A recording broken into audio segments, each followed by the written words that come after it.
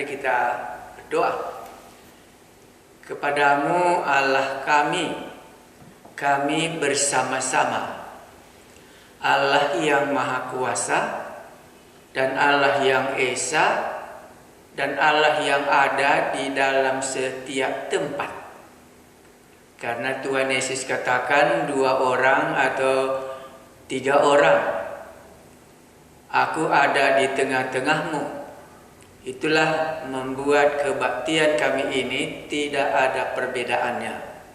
Baik kami kumpul bersama di gereja maupun kami berkumpul di rumah kami masing-masing. Kehadiranmu tidak kami sangsikan sesuai dengan janjimu. Karena itu kami menyembah Dikau dari kelompok kami masing-masing, dari rumah kami masing-masing, dan mengaku bahwa Yesus itu datang untuk melayani kami. Kami memuji namamu, kepadamulah puji-pujian kami, berilah kami mendengar suaramu, karena itulah kesukaan hati kami. Terpujilah namamu, Yesus Juru Selamat kami. Amin. Markus 14 ayat 26. Petrus akan menyangkal Yesus. Jadi langsung kesan kita berbicara mengenai murid, ya. Sesudah mereka menyanyikan nyanyian pujian, pergilah mereka ke Bukit Zaitun. Lalu Yesus berkata kepada mereka, kamu semua akan tergoncang imanmu. Sebab ada tertulis, aku akan memukul gembala dan domba-domba itu akan tercerai-berai. Akan tetapi sesudah aku bangkit, aku akan mendahului kamu ke Galilea. Kata Petrus kepadanya, biarpun mereka semua tergoncang imannya, aku tidak. Lalu kata Yesus kepadanya, aku berkata kepadamu, sesungguhnya pada hari ini, malam ini juga, sebelum ayam berkokok 2 kali, engkau telah menyangkal aku 3 kali. Tetapi dengan lebih sungguh-sungguh Petrus berkata, sekalipun aku harus mati bersama engkau, aku takkan menyangkal engkau. Semua yang lain pun berkata demikian juga. Apa yang bisa kita dapat dari bacaan ini? Saya mengulangi sebahagian supaya bisa kita landing. Cerita ini dilanjutkan sesudah perjamuan malam. Sesudah selesai mereka perjamuan kudus. Sesudah Tuhan Yesus katakan, ambillah, inilah tubuhku, inilah darahku, darah perjanjian yang ditumpahkan bagi banyak orang. Aku berkata kepadamu, sesungguhnya aku tidak akan minum lagi hasil pokok anggur sampai pada hari aku meminumnya, yaitu yang baru dalam kerajaan Allah. Sesudah mereka menyanyikan nyanyian pujian, pergilah mereka ke Bukit Zaitun. Jadi dalam buku pelajaran yang saya pelajari, ini sesudah selesai makan mereka ada punya kebiasaan menyanyikan. Kan itu dikatakannya, sesudah mereka menyanyikan nyanyian. Sesudah selesai perjamuan kudus, mereka menyampaikan puji-pujian. Tapi di atasnya pun sebenarnya demikian juga. Sebelum mereka masuk ke dalam perjamuan kudus pun ada juga nyanyian mereka. Iya, jadi yang mau belajar lebih dalam, apa yang mereka nyanyikan? Kalau kita nyanyikan kan nomor 120 kita bilang ya. Iya, oke. Nyanyian apa katanya? Katandu. Kita minta itu nyanyian kita. Jadi kalau orang ini apa nyanyiannya? Nah, karena dikatakan sesudah itu kan ya, berarti sesudah mereka selesai, baru mereka memuji, memanjatkan puji-pujian. Sesudah itu barulah mereka pergi ke Bukit Zaitun. Nah, makanya nyanyian di sini yang mau sekolah, sebelum makan mereka menyanyikan Mazmur 113 sampai 114. Iya. Tapi sesudah makan mereka menyanyikan Mazmur 115 sampai 118. Iya. Jadi mari kita lihat Mazmur 115. Nanti yang mana kita nyanyikan sesudah nyanyian, sesudah mereka makan Paskah. Karena ini kan acara Paskah ya, acara perjamuan kudus. Iya, sesudah mereka makan roti, minum anggur, lantas Yesus bernubuat, aku tidak meminumnya lagi sampai di mana? Di dalam kerajaan Allah. Selesai itu mereka memuji Tuhan. Dan sesudah itu mereka pergi ke Bukit Zaitun. Nyanyian mereka itu dikatakan sebelum makan mereka menyanyi Mazmur 113 sampai 14. Tetapi sesudah makan mereka menyanyikan Mazmur 115 sampai 118. Maka kita coba pilih nyanyian yang mereka nyanyikan ini. Apa isinya? Mari kita lihat Mazmur 115. Karena itu tadi dikatakannya puji-pujian sesudah makan. Karena ini kan sudah makan. Kalau sebelum makan tadi Mazmur 113. Sesudah makan itu Mazmur 115, 16, 17, 18. Nah, karena ini malam, bagaimana kalau kita baca Mazmur 117? Iya, karena kalau malam apa kan kita biasanya katandu itu namanya nggak terlalu panjang karena itu cuma satu ayat saja. Ini juga sama. Jadi kalau nanti Anda mau membacanya, bacalah ini. Bisa besok Anda baca Mazmur 116 pun boleh dibaca dan Mazmur semuanya lah supaya bisa kita mengikuti perjamuan kudusnya. Nah, jadi saya pilih Mazmur 117. Sudah lihat? Pujilah Tuhan, hai segala bangsa. Itu makanya saya pilih. Bunyi nyanyian mereka demikian. Pujilah Tuhan, hai segala bangsa. Megahkanlah Dia, hai segala suku bangsa. Sebab kasih-Nya hebat atas kita. Dan kesetiaan Tuhan untuk selama-lamanya. Haleluya. Inilah nyanyian mereka sesudah makan perjamuan kudus. Iya. Nanti kalau Anda mau baca lagi yang lain. Karena dikatakan dalam ayat ini tadi, sesudah mereka menyanyikan nyanyian pujian. Nyanyian pujian mereka dalam penyelidikan orang lain itu dikatakannya Mazmur 116, 15, 16, 17, 18. Itulah nyanyian sesudah makan Paskah. Maka di dalam Mazmurnya ini isi puji-pujiannya apa? Pujilah Tuhan, hai segala bangsa. Jadi diajaknya semua bangsa memuji Tuhan. Sesudah itu apa lagi? Megahkanlah Dia, hai segala suku Karo, kan begitu di sini. Iya, suku-suku yang ada di Sumatera Utara. Karena dibilang suku Karo tadi ada marga Sitanggang di di Jawa, kan gak ada lagi ya. Itulah dia makanya mulai dari segala bangsa. Baru suku bangsa, jangan kita lupa. Nah, barulah ayat 2. Ayat 2. Sebab kasih-Nya hebat atas kita. Jadi nyanyiannya ini merupakan satu kesaksian. Kenapa kita memuji Tuhan? Kenapa kita memegahkan Dia? Sebab kasih-Nya hebat.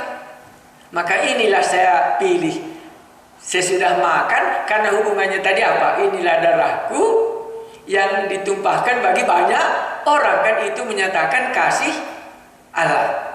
Nah, sebab kasih-Nya hebat atas kita. Kenapa gak hebat? Dia dari sorga bersedia minum cawan persembahan di hari raya Paskah. Nah, sebab kasihnya hebat atas kita dan kesetiaan Tuhan untuk selama-lamanya. Haleluya. Itulah ayat berapa? Ayatnya yang ke-26. Ya. Baik, sesudah mereka menyanyikan nyanyian pujian, pergilah mereka ke Bukit Zaitun. Nah, sesudah sampai di Bukit Zaitun, saya baca ayat 27. Mereka nyanyi ke Bukit Zaitun, lalu Yesus berkata kepada mereka, kepada murid-murid, karena ini jelas murid-murid, gak bisa kita salah. Kamu semua akan tergoncang imanmu. Wah, bagaimana ya? Kita katakan Yesus datang untuk melayaninya. Ya, di sini juga kita bisa jumpa. Yesus berkata kepada mereka, kamu semua akan tergoncang imanmu. Wah, hebat ya. Seperti Judas ya, pada ayat 11 ya, sudah diperingatkan oleh Tuhan Yesus. Sekarang murid-muridnya ini juga dikatakannya apa yang akan terjadi kepada murid-murid, bukan saja Judas yang sudah mengkhianat, tetapi juga kepada murid-murid yang lain yang belum dilayani Tuhan. Berbicara di sini, kamu semua akan tergoncang imanmu, sebab ada tertulis, aku akan memukul gembala dan domba-domba itu akan tercerai-berai. Wah, hebat dia. Mengenai murid-muridnya pun akan digenapi juga. Karena ada tertulis, bukan saja apa yang dilakukan oleh Judas Iskariot, itu juga memang anak manusia memang harusnya. Tetapi celakalah, kan begitu ya. Nah, di sini juga demikian. Kamu semuanya akan gugur imanmu. Kenapa? Karena ada tertulis. Di manakah tertulis mengenai murid-murid imannya nanti akan menjadi gugur?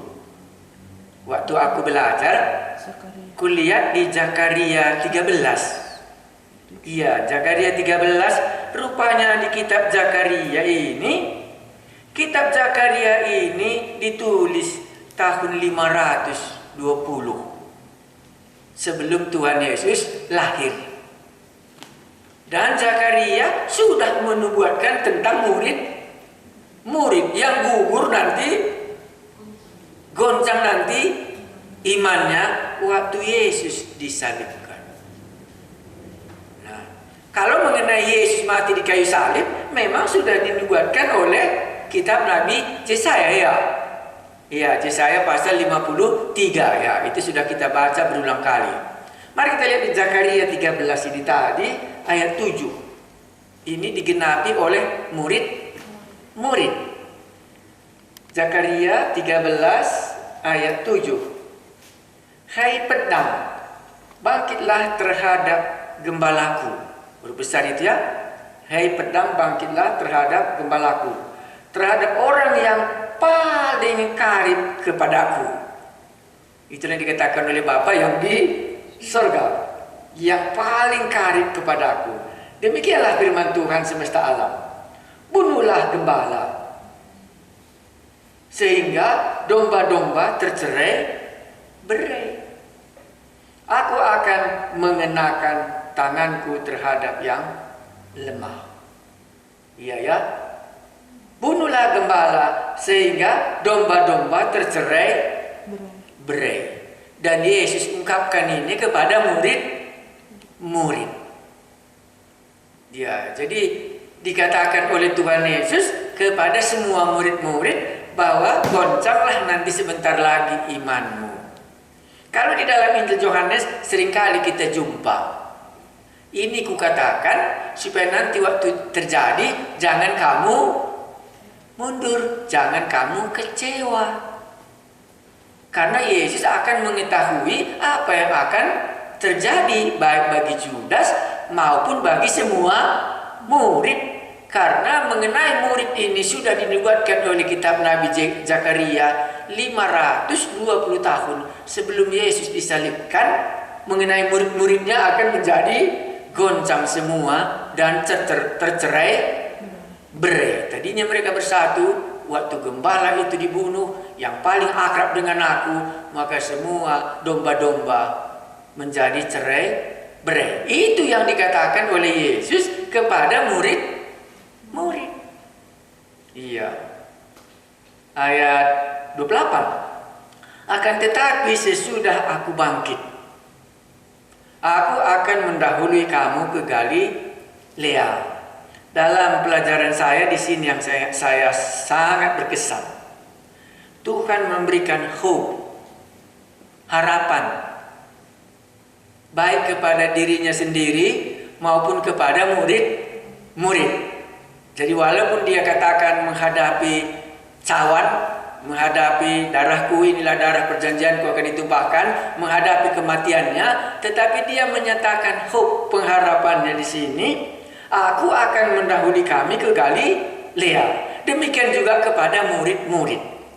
Akan tetapi sesudah aku bangkit, iya, aku akan mendahului kamu ke Galilea. Ya, maka ini digenapkan kalau Anda baca Matius pasal 16 ayat 7. Waktu Maria pergi ke kuburan. Waktu Maria Magdalena jumpa, langsung dikatakan oleh Tuhan Yesus kepadanya, pergilah mereka ke Galilea sebagaimana sudah kukatakan. Katakanlah kepada murid-murid supaya kami jumpa di Galilea, dan itu di hari kebangkitan Yesus. Baik, kita baca lagi ayat 29. Kata Petrus kepadanya, biarpun mereka semua tergoncang imannya, aku tidak. Apa kesan kita mengenai Petrus di sini? Jawabnya, dia menyatakan kesungguhannya mengikut Yesus. Iya, super katanya ya. Iya, dalam pengakuan Petrus ini, kata Petrus kepadanya, biarpun mereka semua tergoncang imannya, aku tidak. Makanya nanti kita akan sampai khotbah besok atau lusa. Anda bisa nanti pikirkan, kalau begini hebatnya Simon Petrus, kenapakah dia nanti bisa menyangkal? Karena di sini kan sudah dikasih tahu menyangkal nanti dia kah? Iya, di belakang. Iya, lalu apa? Kata Petrus kepadanya, biarpun mereka semua tergoncang imannya, aku tidak. Hebat kali dia mengikut Yesus ya. Lebih daripada murid-murid. Lalu kata Yesus kepadanya, aku berkata kepadamu, sesungguhnya pada hari ini, malam ini juga, sebelum ayam berkokok 2 kali, engkau telah menyangkal aku 3 kali.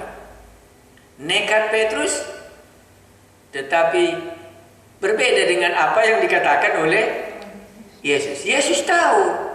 Kenapa dia tahu? Karena tadi sudah dibilangnya dari Zakaria 13 ayat 7. Bahwa gembala ini nanti akan dibunuh. Dan pada waktu dibunuh maka domba-domba akan tercerai berai. Ini harus dipenuhi. Datang Simon Petrus mengatakan tidak, katanya. Walaupun mereka ini semua tergoncang imannya, aku tidak. Karena begitu nekatnya dia mengikut Tuhan, sudah sungguh-sungguh dia mau mengikut Yesus. Tidak disangsikannya dari penyerahannya sendiri. Iya, makanya nanti kita coba belajar kalau masih ada waktu. Kalau beginilah hebatnya Simon Petrus, kenapa nanti dia bisa sampai menyangkal? Supaya kalau hal seperti ini terjadi dalam diri kita, supaya kita tidak kecewa. Karena bisa kita sungguh-sungguh mengikut Yesus. Tiba-tiba menyangkal. Apa alasannya? Nah, makanya tadi kita bilang Yesus datang dalam bidang ini melayani murid-murid. Judas Iskariot dia sudah layani, dan sekarang murid-murid semua dilayaninya lagi. Kamu pun akan goncanglah imanmu kalau waktu nanti gembala ini dipukul, maka semualah domba-domba tercerai-berai. Berarti Yesus mengikuti apa yang dikatakan Bapaknya terhadap dirinya sendiri, dan apa yang dikatakan Bapaknya terhadap murid-murid. Berarti murid-murid ini pun rupanya sudah dinubuatkan. Sebagaimana nubuatan tentang Yesus disalibkan pun sudah diberitahu oleh kitab Nabi Yesaya. Iya ya. Jadi nanti coba dulu pelajari dalam-dalam, besok kalau saya khotbah, kurasa ada beberapa nanti Anda menemukannya. Apa alasannya Simon Petrus begini nekatnya mengikut Tuhan? Kok bisa menyangkal? Sampai berapa? 3 kali. Kalau sekali kalau masih lumayan. Kita sudah belajar 3 kali itu sudah cukup ya. Tidak bisa lagi ditambah. Kalau kita isi tumba itu namanya sudah penuh gitu. Ditaruh pun nggak bisa lagi masuk karena sudah penuh. Bisa kita pikirkan. Karena dikatakannya, aku tidak. Gitu. Tergoncang pun mereka ini semua, aku tidak. Gitu. Bagus ya? Bisa kita lihat nanti. Jadi kita bisa belajar kalau kita hari ini sudah dilayani oleh Yesus, dinubuatkannya muridnya satu persatu. Judas sudah, sekarang murid-murid semua baru datang lagi namanya Simon Petrus yang begitu nekat sekali dengan iman yang kuat. Tidak mau mundur, pasti mengikuti Yesus sampai mati pun aku tidak akan menyangkal. Itulah kurang lebih. Ayat 30. Lalu kata Yesus kepadanya, aku berkata kepadamu, sesungguhnya pada malam hari ini juga sebelum ayam berkokok 2 kali, engkau telah menyangkal aku 3 kali. Iya, maka langsung kita katakan sampai nanti yang dikatakan Yesus ini. Begitu kurang lebih langsung ya. Walaupun Petrus belum menerimanya. Ayat 31. Tetapi dengan lebih bersungguh-sungguh Petrus berkata, sekalipun aku harus mati bersama-sama engkau, aku takkan menyangkal engkau. 2 kali ya. Maka semua yang lain pun berkata demikian juga. Hebat dibangkitkannya iman teman-teman. Iya, iman teman-temannya juga bangkit dibuat oleh Simon Petrus daripada pengakuannya. Iya, tapi nanti juga sama. Waktu imannya gugur, semua juga akan ikut dibuatnya. Aku mau pergi mancing kembali ke Galilea, kata. Kami pun ikut, karena ikut lagi dia. Itulah makanya kita bilang tadi, bagaimana Simon Petrus ini kok bisa gugur imannya? Kalau beginilah kesungguhannya. Nanti bisa kita lihat ayat-ayat berikutnya. Kita jumpa nanti waktu Petrus menyangkal. Itu nanti di situ kita jawab, kenapa Simon Petrus bisa menyangkal Yesus? Kalau begini, sungguh-sungguhnya dia mengikut Tuhan. Tetapi kita jangan lupa ya, Yesus melayani murid. Jangan nanti kita lihat Judas saja jatuh imannya. Simon Petrus secara pribadi di sini, Tuhan Yesus mengatakan engkau akan menyangkal aku sebelum pun ayam berkokok malam ini, katanya. Karena ini berarti ini sudah malam hari Kamis. Iya, karena besoknya kan sudah Jumat. Iya, disitulah kurang lebih. Jadi kita sudah kurang lebih dapat. Karena itu mari kita bisa lanjutkan baca sebelum kita. Tapi apa peringatan sama kita malam ini sebagai murid? Kok sampai apa yang dikatakan Tuhan Yesus kepada muridnya ini? Kurasa sama kita pun sampai juga ya. Kalau Tuhan Yesus katakan, akulah jalan dan kebenaran dan hidup, dan tidak ada bisa sampai kepada Bapa kecuali melalui aku. Kalau kita tidak dengar ini, sampai pula lah kepada kita bahwa kita tidak akan masuk ke dalam kerajaan surga. Ya, mereka ini didengarnya, tapi nggak juga masuk ke dalam otaknya. Pasti kami nggak bisa menyangkal Tuhan. Akhirnya semua murid-murid, kami tidak akan mundur. Bisa juga Anda langsung katakan, karena belum ada Roh Kudus, bisa. Jadi nekat itu belum ada Roh Kudus, bisa juga. Tapi saya kira bukan itu jawabnya di sini.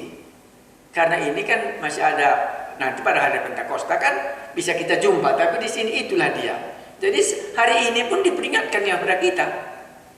Kalau kita tidak mendengarkan apa yang dikatakannya Yohanes 14:6, akulah jalan dan kebenaran dan hidup, tidak ada yang bisa sampai kepada Bapa kalau tidak melalui aku, maka itu juga akan terjadi kepada murid-murid. Dia tidak bisa masuk ke dalam kerajaan surga.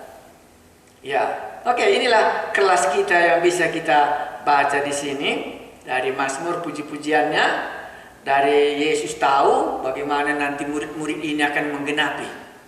Jadi mereka menjadi murid Yesus, mereka menggenapi kitab Zakaria bahwa murid-muridnya akan nanti semua tercerai berai. Barulah dikatakannya ada harapan bahwa aku nanti mendahului kamu ke Galilea, karena murid-murid ini kan berasal dari Galilea. Nah, makanya begitu Simon Petrus dalam nekatnya mengikut Tuhan tidak mau mundur. Aku tidak. Baru murid-murid yang lain pun ikut terpengaruh. Ya, kita lanjutkan. Ya, jadi kita bisa mendengarkan apa yang Tuhan Yesus katakan kepada kita supaya pengertian ini bisa kita mengerti. Sekarang masuk kita di Taman Getsemani. Perjalanan tadi nanti dari Bukit Zaitun ke Taman Getsemani. Lalu sampailah Yesus dan murid-muridnya ke suatu tempat yang bernama Getsemani. Kata Yesus kepada murid-muridnya, duduklah di sini sementara aku berdoa. Enggak diikutkannya murid-murid berdoa sama dia. Itu kesan saya yang pertama. Dipisahkannya dirinya dengan murid-murid. Kalau tadi waktu di Bukit Gunung Kemuliaan, murid-murid 9 ditinggalkannya, dibawanya 3 orang untuk melihat kemuliaannya. Tetapi untuk menghadapi kayu salib, dibawanya juga orang ini, tetapi tidak dia ikut bersama mereka berdoa. Kan begitu di sini. Lalu sampailah Yesus dan murid-muridnya ke suatu tempat yang bernama Getsemani. Kata Yesus kepada murid-muridnya, duduklah di sini sementara aku berdoa. Kenapa menurut Anda? Dalam catatanku di sini, inilah hubungan Yesus dengan Bapaknya secara pribadi. Bisa kita doa syafaat, bisa kita doa bersama-sama, tetapi kalau dalam Yesus di sini kita tiru, maka kita sendirilah membuat hubungan kita dengan Bapa yang di surga. Kita sendirilah dengan Yesus. Makanya tidak diikutkannya murid-muridnya bersama dengan dia di dalam doa itu, walaupun dia bersama dengan murid-murid. Jangan kau ikut karena ini urusan pribadiku dengan Bapakku. Makanya kita harus masing-masing sebenarnya secara pribadi menghadap Tuhan kita Yesus Kristus. Walaupun secara umum bisanya dibantu orang kita berdoa, tetapi secara pribadi ada hubungan kita secara rahasia. Kan ini rahasia. Nah, bagaimana murid-murid tadi menganggap tidak mungkin iman mereka mundur. Tapi Yesus sudah katakan, kau mundur nanti, karena Yesus sudah melihat apa yang akan terjadi di dalam hidupnya. Bahkan dia sudah menyampaikan akan kematiannya sampai 3 kali. Jadi dia secara pribadi. Itulah saya lihat di sini harus kita tiru. 33. Dan ia membawa Petrus, Yakobus dan Yohanes sertanya. Ia sangat takut dan gentar. Jadi waktu Yesus dalam doa ini malam Kamis malam ini, dibawanya murid-muridnya pun dia ada dalam keadaan ketakutan. Semua orang katakan kenapa dia takut? Karena dia tahu apa yang akan terjadi di dalam hidupnya. Ya, maka sesudah dia tahu itulah dipanjatkannya doanya. Ayat berapa? 34. Lalu katanya kepada mereka, hatiku sangat sedih, seperti mau mati rasanya. Tinggallah di sini dan berjaga-jagalah. Ya, waktu saya mendengar guruku mengajari ini, inilah masa krisis kali Yesus di dalam kemanusiaannya. Senang dia ditemani oleh murid-muridnya. Maka dikatakannya di sini apa tadi? Berjaga-jagalah. Iya, maka dikatakannya apa yang ada di dalam hatinya. Iya, kalau Simon Petrus tadi menyatakan dalam hatinya kemenangannya, tapi Yesus di sini menyatakan apa? Aku takut dan gentar. Hatiku sangat sedih, seperti mau mati rasanya. Kenapa keadaannya demikian? Karena sebentar lagi akan berlangsunglah kehendak Bapaknya di dalam hidupnya. Nah, inilah yang nanti kita coba apa artinya memikul salib di sini. Sudah ya, jadi keadaan Yesus di Taman Getsemani sangat berbeda dengan murid-murid. Murid-murid masih semangat ya. Wah, kita nanti pasti ikut Tuhan katanya ya. Ayat 35. Lalu maju sedikit, merebahkan dirinya ke tanah dan berdoa supaya sekiranya mungkin saat itu lalu daripadaku. Apa isi doanya? Sekiranya mungkin saat itu lalu daripadaku. Ya, saat yang krisis ya, ini maksudnya. Saat krisis menentukan, bisakah berlalu daripada aku saat krisis ini? Kita sudah tahu ini sudah masuk malam Paskah, kan begitu ya? Kalau di cerita Paskah di mana, di Mesir ya. Ya, karena kan malam mereka menaruh kendaraan di atas pintu. Makanya malam ini, besoknya sudah hari Jumat. Disitulah dia ditangkap dan Jumat dia disalibkan. Makanya di sini dia menghadapi masa transisi. Ayat 36. Katanya, inilah doanya disambung. Ya Aba, ini dalam bahasa Arab ya. Ya Aba, tidak ada yang mustahil bagimu. Jadi tahu dia kuasa Allah, tidak ada yang mustahil. Ambillah cawan ini. Apa itu cawan? Semua kita tahu, inilah cawan murka Allah yang akan menimpa dirinya. Nanti kalau mau mempelajari cawan, lihat saja kitab Wahyu pasal 6 ke belakang, itu sudah semua cawan murka Allah. 7 malaikat menumpahkan murka Allah ke atas bumi. Jadi dikatakannya, ya Aba, ya Bapa, tidak ada yang mustahil bagimu. Ambillah cawan ini daripadaku. Itu permohonannya. Tapi di belakangnya dikasih taunya, tapi janganlah apa yang aku kehendaki, melainkan apa yang engkau kehendaki. 2 ya, kemahakuasaan Allah tahu dia. Tetapi bukanlah kehendakku, tapi kehendakmu lah yang jadi. Ya, inilah yang dituliskan oleh Paulus dalam Roma 3 ayat 25. Kita baca supaya bisa kita melihat. Inilah yang dikatakan oleh Paulus dalam Roma 3 ayat 25. Ya, inilah tadi ada saat dan cawan. Kan itu dimintanya, kalaulah boleh diambil dari padaku. Ya, Paulus sudah melihat hal ini sebagai orang yang tahu Alkitab Perjanjian Lama. Kita tidak melihatnya dalam Yesaya 53. Roma 3 ayat 25 itu dikatakan demikian. Kristus Yesus telah ditentukan Allah. Ini yang dimintanya tadi.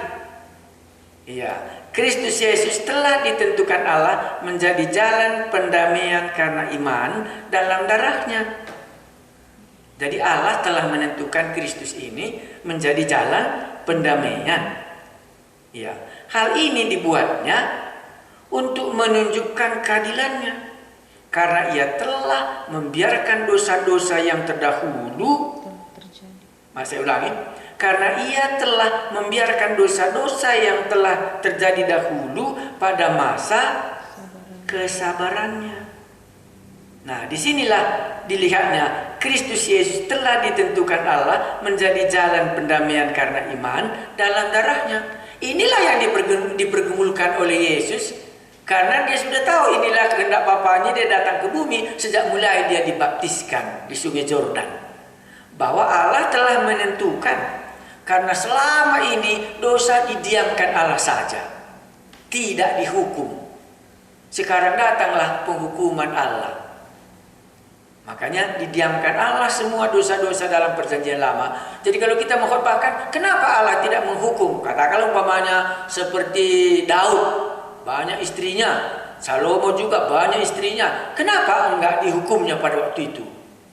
Iya, dibiarkannya sampai Yesus datang. Dan di dalam Yesus inilah dia menyatakan hukumannya yang harus dihadapi oleh Yesus. Maka tadi gentar dia. Itu maka doanya tadi, kalaulah mungkin, apalagi bukan kalau mungkin, bagi Allah tidak ada yang mustahil. Iya, tetapi itu bukan kehendakku. Nah, karena kehendaknya dia supaya melakukan apa yang kehendak Bapa terjadi dalam hidupnya. Itulah alasannya tadi di sini. Ya Aba, ya Bapa, tidak ada yang mustahil bagimu. Ambillah cawan ini. Cawan yang mana? Cawan membayar utang dosa mulai dari perjanjian lama sampai dia disalibkan di kayu salib. Supaya jangan dia yang memikulnya. Nah, tanggungan inilah terlalu berat bagi dia. Kalau mungkin tidak ada mustahil bagi Allah, baru disambungnya. Tetapi janganlah apa yang aku kehendaki, melainkan apa yang engkau kehendaki. Padahal tadi di kitab Zakaria sudah dikasih tahu bahwa dia akrab dengan Allah, tetapi Allah membiarkan dia ditindas. Nah, dihukum. Nah, di sini juga sama. Jadi pergumulan Yesus di sini bisa kita lihat. Kalaulah mungkin cawan ini, janganlah aku yang memikulnya. Hukuman terhadap dosa ini, kalaulah boleh, jangan aku. Tapi bukan kehendakku sendiri. Itulah salib. Jadi salib itu dia melakukan apa yang dikehendaki oleh Bapa. Maka nanti waktu dia menghadapi di kayu salib, diam aja dia walaupun ditanyai oleh imam-imam kepala. Heran dia. Baru dia katakan satu kalimat, kalau tidak diserahkan oleh Bapa kepadamu, tidak ada kuasamu terhadap aku. Jadi dia menerima bahwa kuasa Allah diberikan kepada orang ini, hukum dia supaya dunia ini selama ini dosa-dosanya sudah didiamkan oleh Bapa, harus dihukum di dalam diri Yesus Kristus. Jadi kalau barang siapa yang mengikut aku, dia harus memikul salib. Sudah tahu kita artinya dengan penjelasan ini.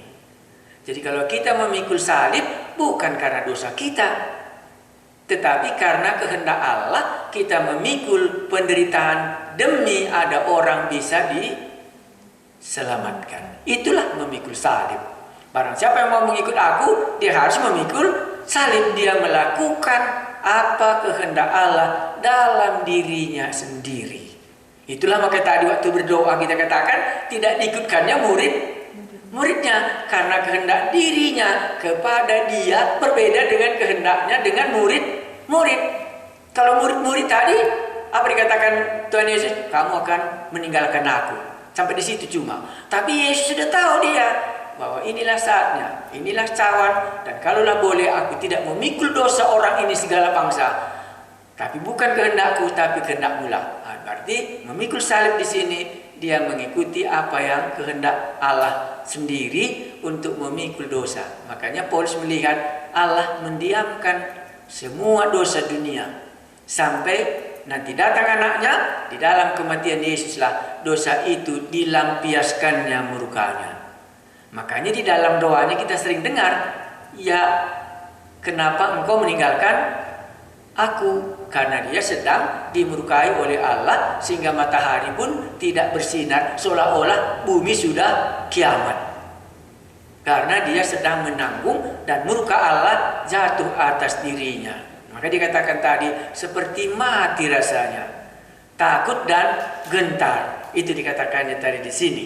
Jadi kalau kita mau menjelaskan barang siapa yang mau mengikut aku, hendaklah memikul salibnya. Memikul salibnya di sini ada kehendak Allah bagi diri kita masing-masing.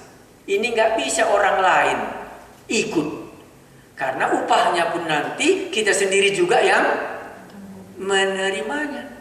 Nah makanya tadi murid-muridnya tidak ikut di dalam doa itu, tapi waktu kemuliaan, bisa saja mereka ikut. Ya ada kemungkinannya nanti mereka kan sama-sama mendapat kemuliaan bersama dengan Yesus, tapi dalam kehendak Allah masing-masing dia. Ya, kita lanjutkan ayat 37. Kurasa itulah penjelasan yang bisa kusampaikan. Setelah itu ia datang kembali dan mendapati muridnya sedang tidur. Dan ia berkata kepada Petrus, diulanginya oleh Simon ya, Simon, sedang tidurkah engkau? Tidakkah engkau sanggup berjaga-jaga 1 jam? Berarti mereka di Taman Getsemani ini berdoa kurang lebih 1 jam. Maka banyak juga gereja-gereja punya tradisi malam-malam Paskah seperti ini 1 jam mereka berdoa. Karena di situ 1 jam dia menentukan kehendak Allah, mau taat atau tidak taat. Nah, tidur Simon gitu ya. Yesus bergumul, tapi Simon tidur. Kenapa? Karena itu bukan pikulan Simon. Makanya bisa dia tidur. Itu kan pikulan siapa? Ya pukul Yesus yang mikul.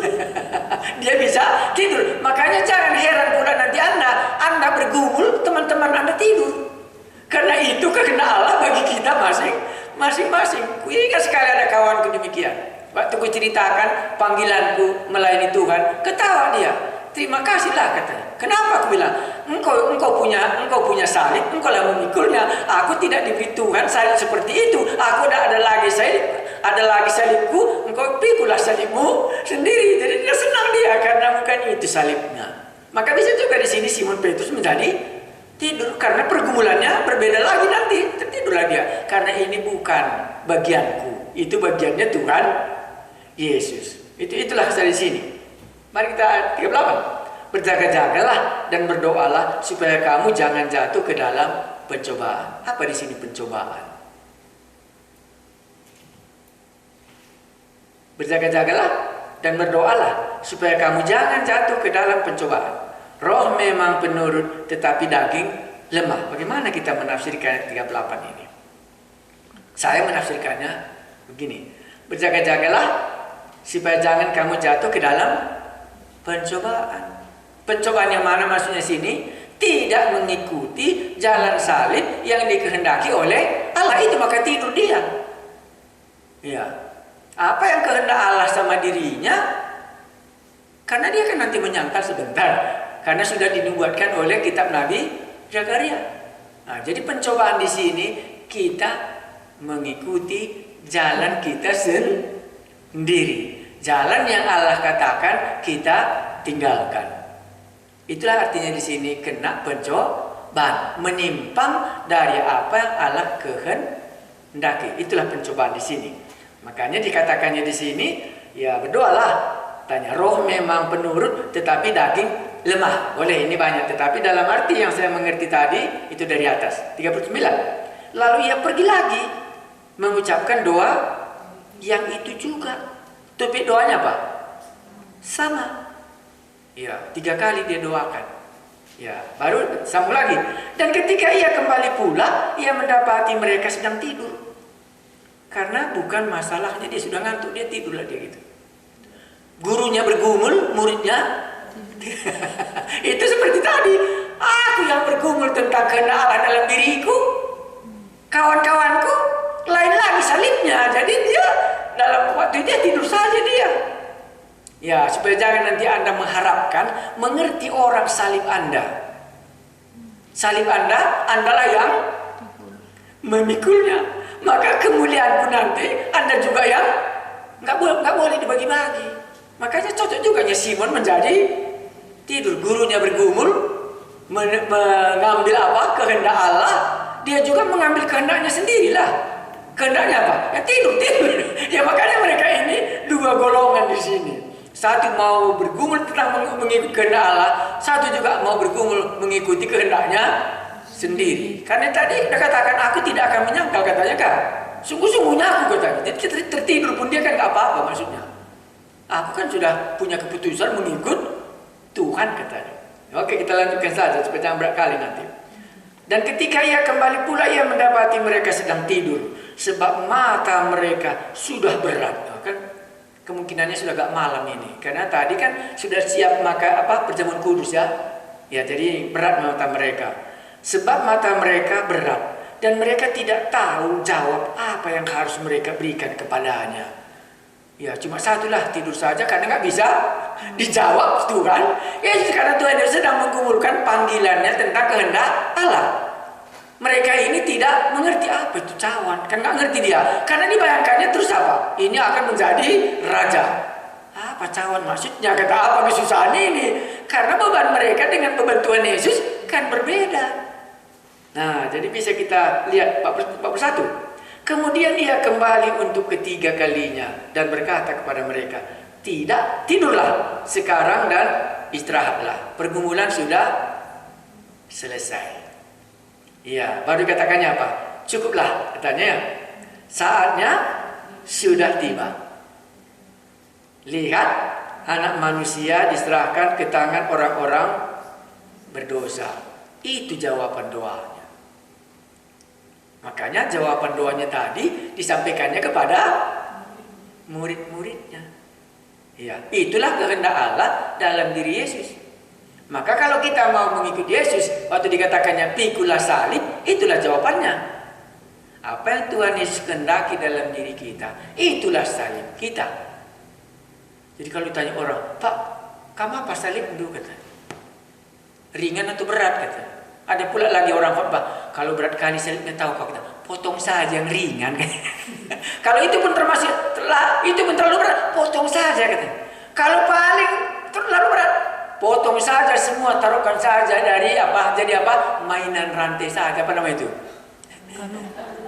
Iya, itu kan gak berat. Kalau itu pun berat, taruh saja di dasi, Pak. Itu karena itulah omongan yang masukku tadi. Salib itu adalah kehendak Allah. Ada yang berat, ada yang ringan. Tetapi menurut aku, salib itu semuanya ringan. Gak ada yang berat. Karena bukan kita yang memikulnya. Pikulah yang ku pasang. Dan kuku itu adalah ringan dan enak membawanya dan damai sejahtera. Maka sering pula aku pikirkan, kalau begitu berat kali salibku, katanya, kurasa bukan salib Tuhan dibawanya, aku pikir. Jadi apa, Pak?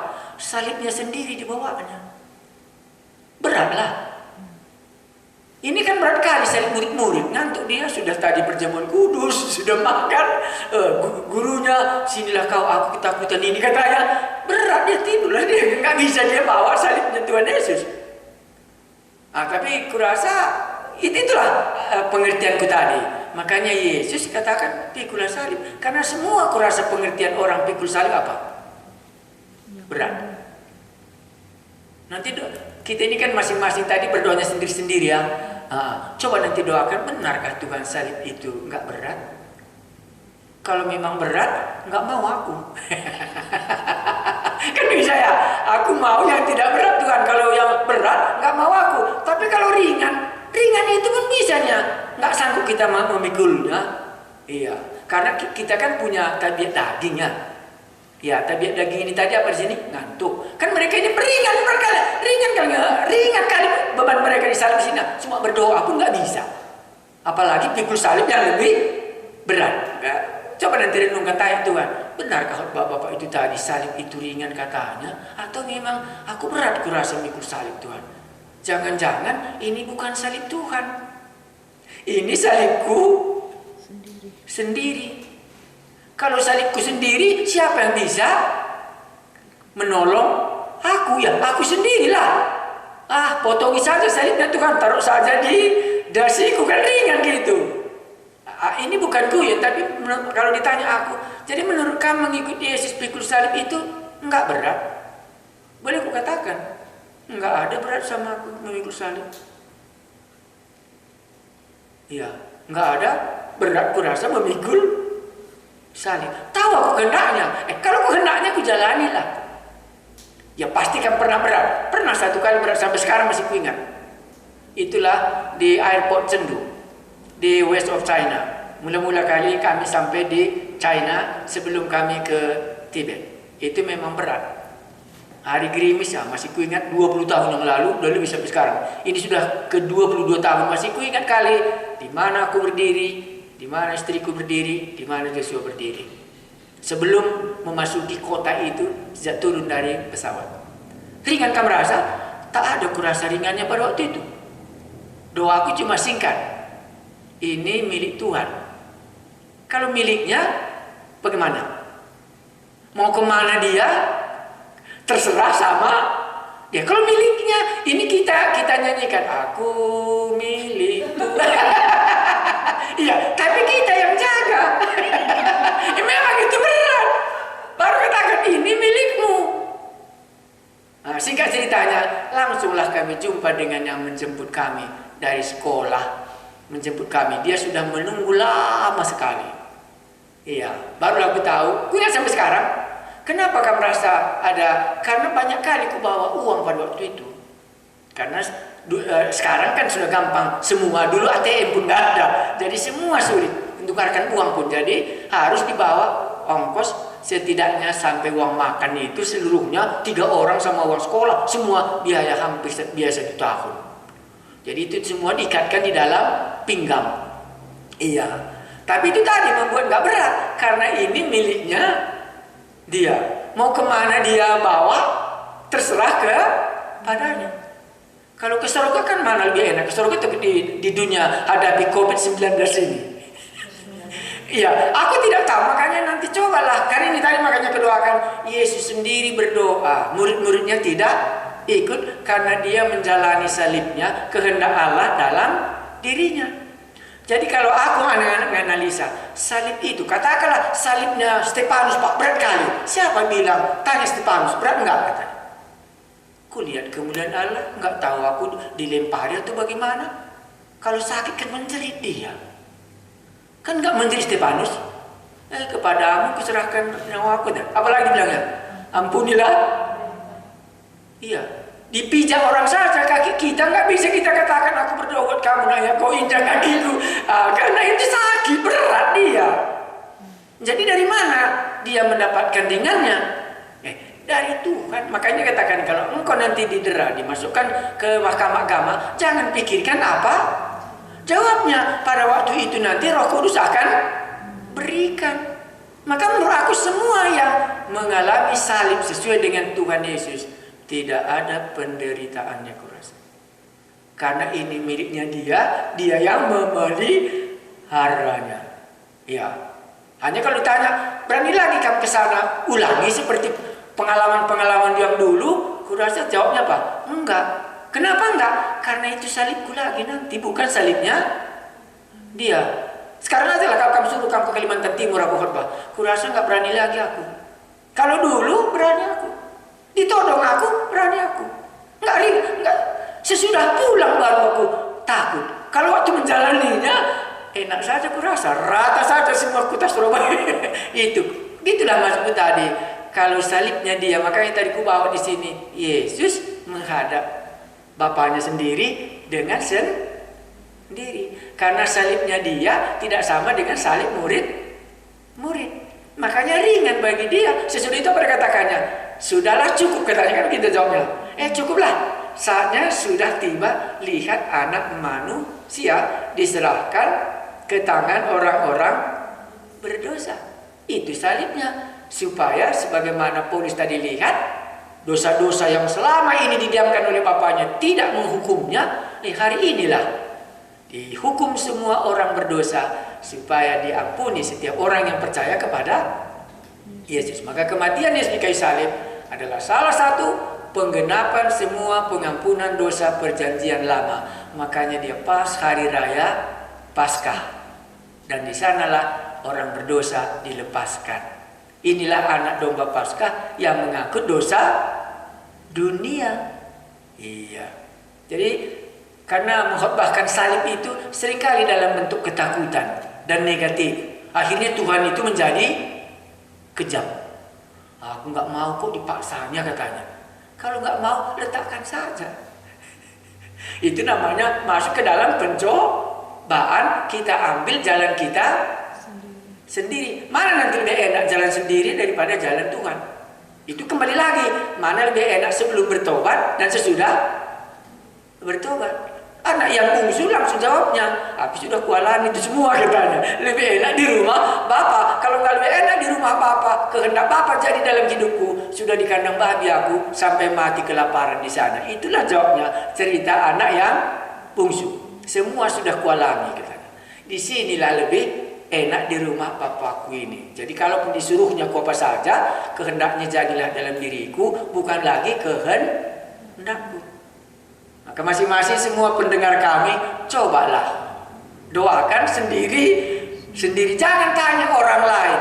Karena salib kita masing-masing tidak sama. Karena kehendak Allah bagi kita masing-masing tidak sama. Maka dia akan memberikan bagian kita masing-masing. Karena di sini kan itu yang diceritakan tadi. Itulah doanya Tuhan Yesus, dijawab oleh Bapa di surga. Jawabnya dikasih taunya kepada muridnya. Apa jawabnya? Mari, sudahlah, cukup. Anak manusia akan diserahkan ke dalam tangan orang berdosa untuk mengampuni dosa. Karena nggak ada jalan lain di mana dosa dapat diampuni kecuali Dia sendiri yang ditentukan oleh Allah untuk mengampuni dosa kita. Kalau ini kita tidak dengarkan, maka jatuh lagi lah nanti iman kita seperti Simon Petrus tadi. Itulah coba dulu kalau nanti kurang jelas, nggak setuju aku Pak, salib itu ringan. Ya, kalau nggak setuju nggak apa-apa. Tapi bagi aku salib itu ringan. Sejak aku mulai bertobat sampai hari ini salibku ringan kurasa.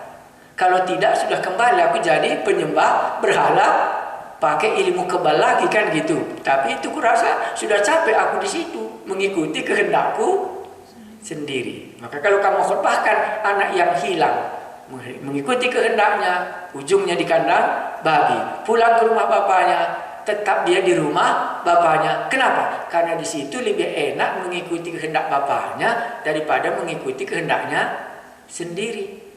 Aku nggak mau kehendak Allah dalam hidupku. Aku mau mengikuti Yesus. Tapi jangan apa? Jangan kehendaknya. Itu di kandang babi masih. Itu masih di kandang babi. Kalau mau ke rumah, ikutilah kehendak bapaknya. Apa nih dibilangnya sepada ganti bajunya? Kan itu kehendak Bapa di surga. Berikan cincin. Nggak mau kamu. Sudah robek semua bajunya, dihantam badai di luar katanya. Ganti ini. Masa kita nggak mau? Nah itulah maksudnya tadi salib mengikuti kemuliaan Allah diberikannya kepada Tuhan Yesus. Sama dengan kita semua orang berdosa ini. Akan Dia peliharakan, akan Dia berikan. Kalau memang kita mau mengikut kan beda mengikut Yesus sama mengikut kehendaknya atau bagaimana? Aku mau mengikut Yesus Pak supaya ke surga, tapi kehendaknya janganlah. Karena aku juga punya kehendak, boleh. Nanti coba-coba yang mana lebih. Kita ini kan hidup ini namanya jangan jatuh ke dalam pencobaan. Ya itulah aku rasa. Itu maka tadi mulai kali aku membaca kitab tadi, Yesus sendirian dengan Bapaknya karena menentukan kehendaknya. Kehendak Bapa yang jadikah atau kehendaknya sendiri. Imannya kan kuat. Ya Allah, tidak ada yang mustahil bagimu. Tahu dia bisa diangkat. Tetapi bukan kehendakku, tapi kehendakmu lah jadi. 3 kali dia berdoa, jawabnya sama. Anak manusia harus diserahkan ke dalam tangan orang berdosa. Cukuplah. Mari kita berdoa, aku rasa itulah. Kami mengucap syukur kalau kami melihat salib itu adalah kehendak Allah bagi Yesus, di mana dosa kami diampuni. Karena itulah ketentuan Allah. Tetapi hari ini kami berpikir tentang barang siapa yang mengikut aku harus memikul salibnya. Banyak orang bisa menafsirkan mengikut Yesus dan memikul salib itu berat. Kami berdoa supaya jangan kami ditipu lagi seperti di Taman Eden waktu Adam dan Hawa. Karena kami tahu pasti salib itu tidak berat.